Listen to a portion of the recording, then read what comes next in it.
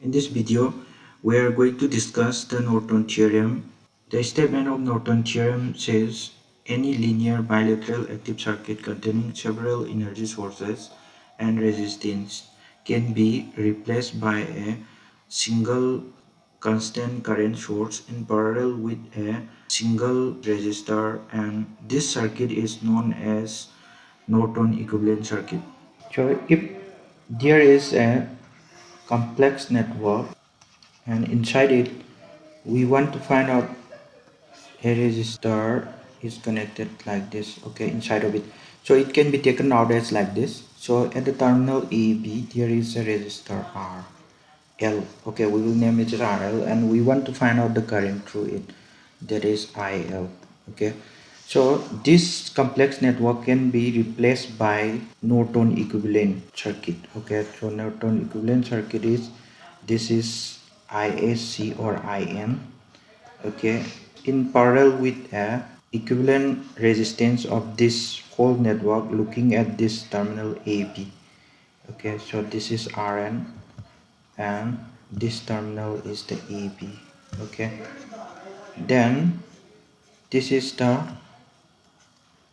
RL and this is the current IL. So IL can be found out using current divider rule, that is Rn divided by Rn plus RL multiplied by IN.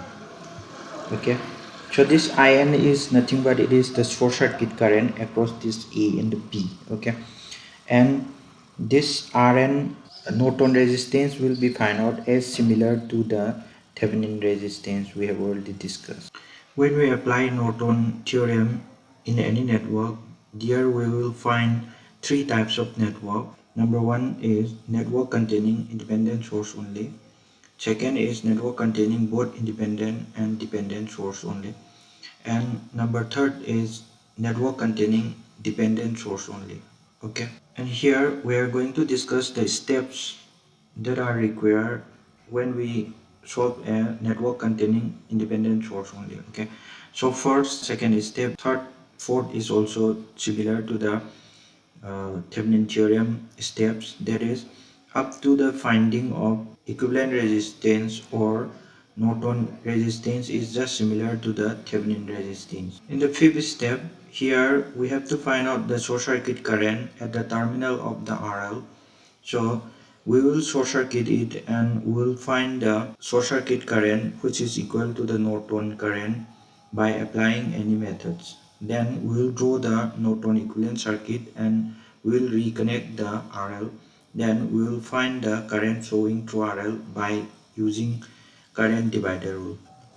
Now we will solve this problem by applying Norton theorem. Okay, so the first step is this 3 ohm resistor where we want to find out its current flowing through it will be named as RL. Then we will remove it and we will redraw it like this. Then we will find the Norton equivalent resistance, that is Rn.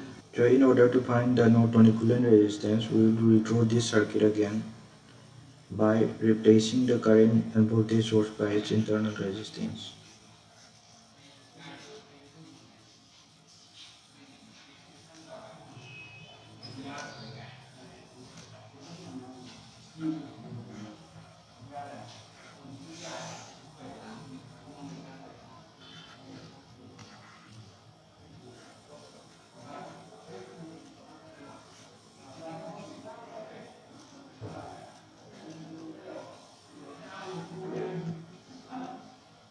Then we can take this part as open circuit, so it is out.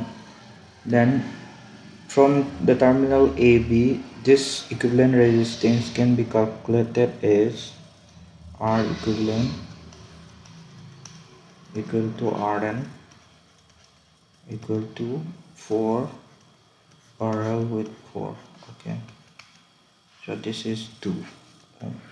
Next we are going to find out the IN, that is Norton equivalent current, okay, at the terminal AB, it is equal to I short circuit. So in order to find out this, we are going to draw the circuit again. This is ISC. So here we can see that this is directly short circuited, so the voltage at here will be plus 6 volt, okay, because this is 6 volt, and we don't know the voltage here, okay, so we will name it as B1. And if we can find out this voltage, then we can easily find out this current and this current. If we know these two current, then we can easily find out the ISC. Okay, so we will name this one as, so for this one the current will flow in this direction, and this one we will take like this. Okay, and this one will take like this. So here if we apply nodal analysis at this node, B1 node, then we can see from here that B1 minus 6 divided by 2 plus B1 minus 4 divided by 2 equal to 2. Okay, guys, so if we solve it, then this is 2b1 equal to 4 plus 10, so it is 14, implies b1 is equal to 14 by 2 is equal to 7 volt. Okay, then we can find out the current through this branch. Okay, current through this branch will be 1.5 ampere. Okay, so here this is B1, so the current through here will be I2 ohm will be equal to 7 minus 6 divided by 2 equal to 0.5 ampere. Okay, so current will flow in this direction and it is 0.5 ampere. So here this 0.5 ampere is going toward it and 1.5 is going out of it. Okay, then we can easily know that ISC will be equal to 1.5 minus 0.5, it is 1 ampere.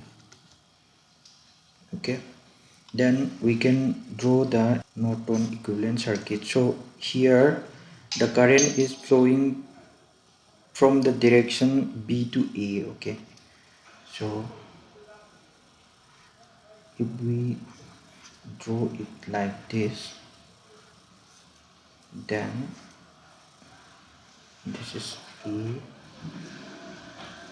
this is B. So here will be the RL, this is RM, and this is ISC. Okay, then IL, so IL will be equal to RN divided by RN plus RL multiplied by ISC. So RN is 2 and RL is 3 into 1. Okay, so it is 2 by 5 equal to 0.4 ampere. This is same as what we have seen in the Thevenin theorem. The advantage of Norton theorems are it can be applicable to linear, bilateral and active networks. It replaces the complex part of the network by a simple circuit known as Norton equivalent circuit and make it easier to find the action of the load resistance. The disadvantage is it cannot be applied to the circuit which contain nonlinear and unilateral elements, and it also cannot be applied to the circuit containing magnetic couple with the load resistance, where we are going to remove or we are going to replace it by Norton equivalent circuit.